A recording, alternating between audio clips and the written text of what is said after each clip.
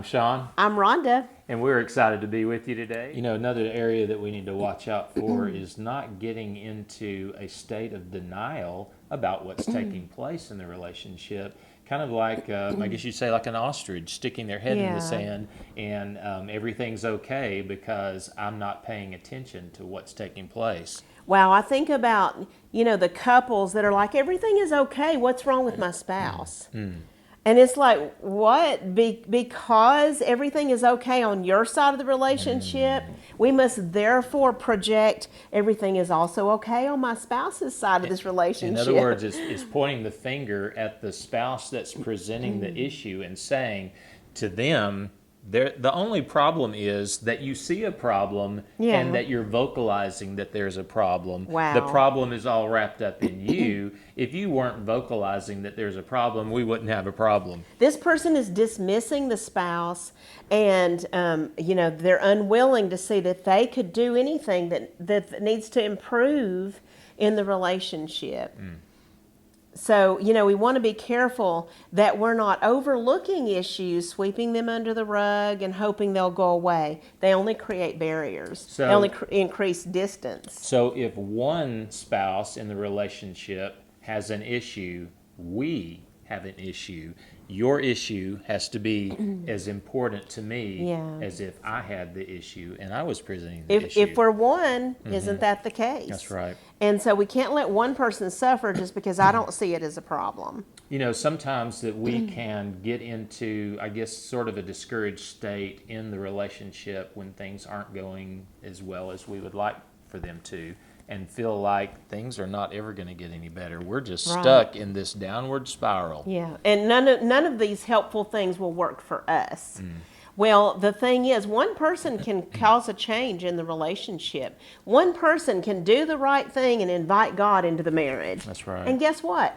God is big enough to do something positive in your relationship and for your sake when you're obedient to Him. So what is the discouragement that things won't get better really trying to accomplish, but to push you into a state where you don't do anything to make the relationship better and nobody's working at the relationship? And everybody's contributing to the downward negative spiral. Well, what we have to do is break that spiral. Right. And one person can break it and then do some things to cause it to go in a positive direction.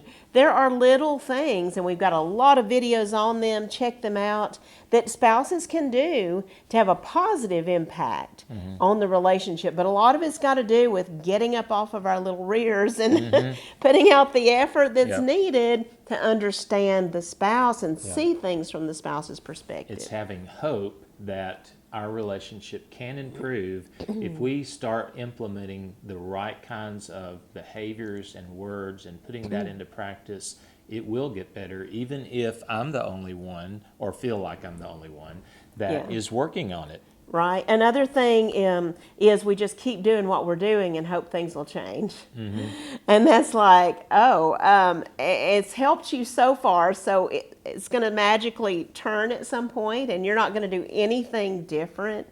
If you're going in a bad direction, you need to turn. You need to do something different for a different outcome. Sometimes that discouragement can take place because we're really gauging whether or not I invest myself in the relationship on whether or not I see my spouse investing themselves in the relationship. And if I think my spouse isn't putting out any effort, well, I'm certainly not going to sweat over it or roll up my sleeves and get to work on the relationship. And that's not the right way to look at it. Or we might be thinking, you know what? The problem isn't with me anyway.